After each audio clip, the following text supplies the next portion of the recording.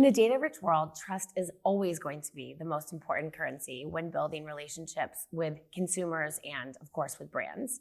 At Chase, we have a very trusted relationship with our consumer, and we believe that brands are then the beneficiary of that trusted relationship as we introduce consumers to new brands, to brands that they've always shopped with and love, and reward them for transacting with those brands.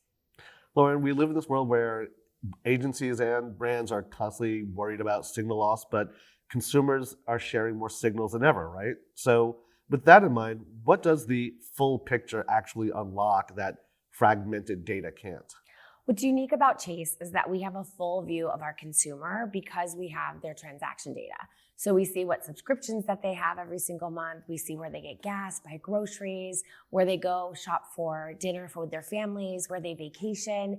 And because we have this full view of the consumer, we're able to not only use insights to inform how we engage with that consumer and how brands engage with that consumer, but we also are able to look at the full consumer journey all the way from exposure to ads down to the actual transaction itself. So being able to report on those outcomes not only allows us to measure the efficacy of the media that's in front of the consumer, but it also informs how we continue to communicate with them. Lauren, I'd like to dive in a bit more into that full picture that Chase has. Wanted to know what makes commerce data uniquely powerful for both brand building and performance. How do you bridge those gaps? Yeah, well, if you think about a consumer, they never really think, is this ad a brand ad or is this a performance ad? They just are exposed to the media itself. So being able to look at where a consumer is in their shopping journey or potentially in their planning for their life. So if someone just booked a travel experience on a flight, they're going to need a hotel and perhaps they want new luggage.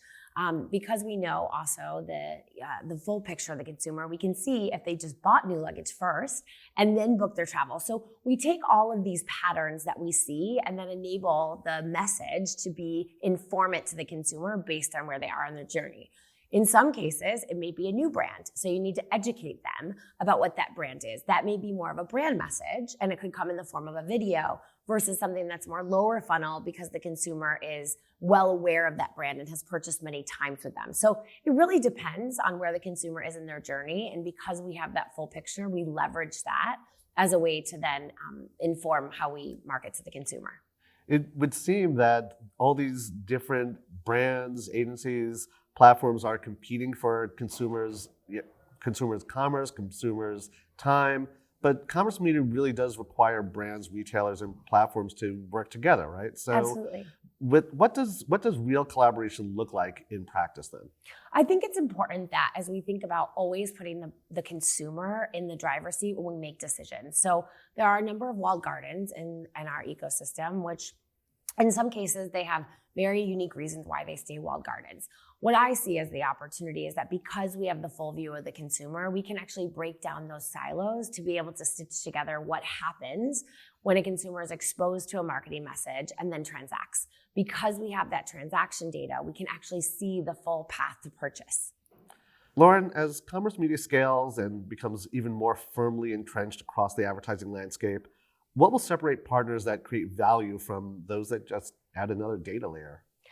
I think what's interesting is as more commerce media networks come online, it becomes even more fragmented if you're a media buyer or planner who's looking to execute. So I really believe contextual relevancy is very important as you think about placing your next media dollar inside of a media network.